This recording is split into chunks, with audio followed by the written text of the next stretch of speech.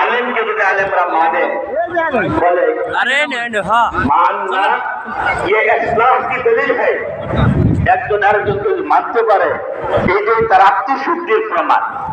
কঠিন কাজ, কঠিন থেকে কঠিন কাজ। তারপর আলহামদুলিল্লাহ আমাদের আজকে এই জায়গায় 1514 জন ছাত্র বা তালেব ইলম যারা পুরস্কার পাবে, যারা এখানে আসছেন আপনাদের মাদ্রাসার বাচ্চারা পুরস্কার পাবে, ভবিষ্যতে যেন আরো খুশি পায়। কোনো মাদ্রাসায় যেরকম হেফজখানা থেকে পরীক্ষা দিতে পারবে তিনি তো এগুলো জায়গায় তানভীর ভাই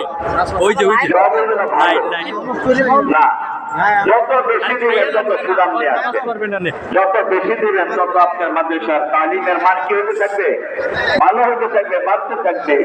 যাই দুর্বল সব মেহনত করবে, চেষ্টা করবে।